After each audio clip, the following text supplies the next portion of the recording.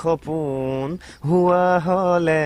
ময়ো গলোহেঁতেন বৈ তুমি এজাক বৰষুণ নিজৰ প্ৰতিভাৰে সামাজিক মাধ্যমত ভাইৰেল হৈ পৰিছিল ৰক্তিম ৰাজখোৱা হঠাৎ ৰক্তিম ৰাজখোৱাৰ জীৱনলৈ নামি আহিছিল অমানিশা সামগ্ৰীৰ ৰঙাপাৰাৰ ৰক্তিম দীৰ্ঘদিন শাৰীৰিক অসুস্থতাত ভুগি আছিল কিন্তু ৰক্তিমৰ ওচৰত চিকিৎসাৰ বাবে নাছিল পৰ্যাপ্ত ধন এতিয়া ৰক্তিমক বিনামূলীয়াকৈ চিকিৎসা আগবঢ়াব পোখৰ ফাউণ্ডেশ্যনে ৰক্তিমৰ লগতে পিতৃৰো দায়িত্ব ল'লে নগাঁৱৰ পোখৰ ফাউণ্ডেশ্যনে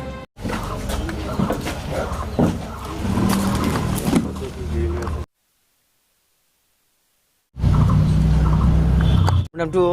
ৰক্তিম ৰাজখোৱা আকৌ মোৰ নামটো শিৱামণি এইচ ঘৰ মোৰ চলচলি ৰাঙিয়া গাঁও তুমি এজাক বৰষুণ হোৱা হ'লে ময়ো হ'লোহেঁতেন নৈ তুমি এজাক বৰষুণ হোৱা হ'লে ময়ো হ'লোহেঁতেন নৈ তুমি এজাক হোৱা হ'লে ময়ো হ'লোহেঁতেন নৈ তুমি এজাক সপোন হোৱা হ'লে ময়ো গলোহেঁতেন বৈ উৰি যোৱা পক্ষী যাকে কাণে কাণে আহি ক'লে আঁকি লোবানে ছবি উৰি যোৱা পক্ষী যাকে কাণে কাণে আহি ক'লে আঁকি লোবানে ছবি ৰক্তদান তুমি লোবানে লোবানে সাৱতী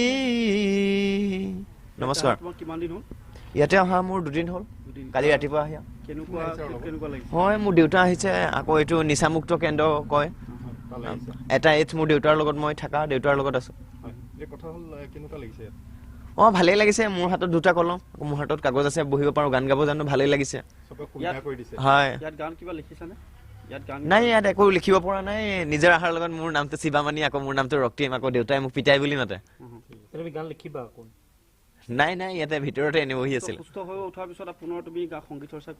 হয় মই হায়দৰাবাদ এটা কোম্পানীৰ লগত এটা গান গোৱা হিন্দী গান যিটো হায়দৰাবাদ গোলকুণ্ডে কয় তাৰ লগত এটা গান গোৱা এতিয়া ঘৰতে এনেই দেউতাৰ লগত দেউতাই নিচা খাই কাৰণে দেউতাৰ লগত মোৰ সময় আপোনাক কি কাৰণে আনিছে মই দিশ কওঁ সেইকাৰণে মোকো ভাল কৰিম বুলি লৈ আহিছে কালি চিকিৎসা প্ৰদান কৰি থকা হৈছে কৈছে আপোনাৰ পুত্ৰই সুন্দৰ গান গায় তেওঁ সামাজিক মাধ্যমতো ভাইৰেল হৈছিলে পুনৰ সুস্থ হৈ যোৱাৰ পিছত সেই পৰিৱেশ আপুনি তেখেতক চাই ঘূৰাই দিব গান লিখা পৰিৱেশটো হ'ব কেতিয়া অসুস্থ হৈছিলে নেকি কোন আপোনাৰ ল'ৰাটো মানসিকভাৱে কেতিয়া অসুস্থ কেতিয়া হৈছিলে 2 বছৰমান হ'ল হায়দৰাবাদতে হৈ আছে হয় হায়দৰাবাদতে হৈ আহিছিলে সি হায়দৰাবাদত কিমান বছৰ আছিল 8 বছৰ কি কাৰণে গৈছিলে তাত সিকুৰি সোমাবলৈ গাঁৱৰ ল'ৰালীৰ লগত তাত গৈছিল কাম কৰিবলৈ গৈছিলে হায়দৰাবাদৰ পৰা অহাৰ পিছত তেওঁ অসুস্থ হৈ পৰে হায়দৰাবাদতে ট্ৰিটমেণ্ট কৰিছিলে নাই তাৰপিছত ট্ৰিটমেণ্ট মানে তেনেকুৱা ডক্টৰে ট্ৰিটমেণ্ট কৰা নাই তেজপুৰত নিছিলোঁ তেজপুৰত নাৰাখিলে তাৰপৰা হেৰি চোৱা চিটোৱা কৰিছোঁ মই কিবা কিবি তাৰমানে চুলিটো জট বান্ধি গৈছিলে গাঁৱৰ ল'ৰালীয়ে কাটি দিলে এই তাৰপৰাই ডক্টৰ লাগিলে নাই কিয়ে হ'ল এই তেতিয়াৰ পৰাই হৈছে আৰু নিপুল ৰাজখোৱা আগবাঢ়ি আহিছে কেনেকৈ গম পাইছিলে আৰু যুৱকক চিকিৎসা কৰিবৰ কাৰণে কেনেকৈ তোমালোকে গম পাইছিলা হয় তাৰমানে মই আজি এসপ্তাহৰ আগত আপোনাৰ ইনষ্টাগ্ৰামত তেখেতৰ ভিডিঅ'টো দেখা পালোঁ যিটো ভিডিঅ' আপোনাৰ গানটো তেখেতৰ ভাইৰেল হৈছে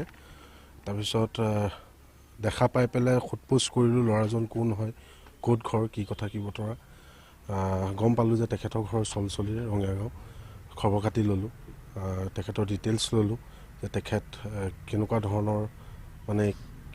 কি হৈছে তেখেতৰ কি নাই হোৱা তাৰপিছত গম পালোঁ যে তেখেত 2019 চনৰ পৰা 19 চনৰ আগত তেখেত হায়দৰাবাদত আছিলে কিবা ক্ষেত্ৰত কৰ্মক্ষেত্ৰত আছিলে তাত তাৰ পৰাই আপোনাৰ তেওঁ অসুস্থ হৈ আছিল বাপেকহঁতে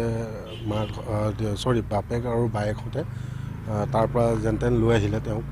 অনাৰ পিছত ইয়াত যিহেতু আৰ্থিকভাৱে দুৰ্বল তেওঁলোকে তেওঁক উপযুক্ত ট্ৰিটমেণ্ট দিব নোৱাৰিলে নোৱাৰা ফলত তেখেতে তেনেকেই থাকিল। ওচৰতে গাঁৱে চাঁৱে গান গাই তেনেকৈ ঘূৰি ফুৰে। তাৰপিছত আমি খবৰ লোৱাৰ পিছত আমি গ'লোঁ, উপস্থিত হ'লোঁ। উপস্থিত হৈ দেখিলোঁ যে ঘৰৰ অৱস্থা বিৰাটেই দুৰ্বল আৰ্থিকভাৱে। আমি গাঁওবুঢ়াৰ লগত কথা পাতিলোঁ, ওচৰৰ মানুহৰ লগত কথা পাতিলোঁ। পাতি পেলাই আমি ক'লোঁ যে আমি তেওঁলোকক আমি ট্ৰিটমেণ্ট দিম। আমি একচুৱেলি ৰক্তিমক ট্ৰিটমেণ্ট দিয়া কথা আছিলে। তাৰপিছত দেখা পালোঁ গাঁৱৰ মানুহেও ক'লে যে দেউতাকেও ড্ৰিংকছ কৰে, পাৰা যদি দেউতাককো লৈ যোৱা। তেতিয়া আমি দুয়োজনকে লৈ আহিলোঁ আৰু সমস্ত তেওঁলোকৰ ট্ৰিটমেণ্ট, ৰাখা কৰা, খোৱা বোৱাৰ দায়িত্ব আমাৰ। বিনামূলীয়া, সম্পূৰ্ণ বিনামূলীয়া। আশাবাদী আমি আমাৰ ফালৰ পৰাতো বেষ্ট ট্ৰাই কৰিম। আমি যিমান পাৰোঁ সোনকালে যাতে ৰক্তিম ভাল হয়, তেখেতৰ দেউতাকো ভাল হৈ উঠে। সেইটো এতিয়া ট্ৰিটমেণ্ট কৰি যাওঁ, চাওঁচোন কিমান দূৰ আগুৱাই যাওঁ আৰু সোনকালে ৰক্তিম সুস্থ হৈ পৰক আৰু তেনেকৈ গান গাই থাকক। আমি সেইটো নগাঁও পোহৰ ফাউণ্ডেশ্যন ৰিহেবিলিটেশ্যন চেণ্টাৰ কাম ডি এডিকশ্যন কাম ৰিহেবিলিটেশ্যন চেণ্টাৰ খুটিকটীয়াত হয়।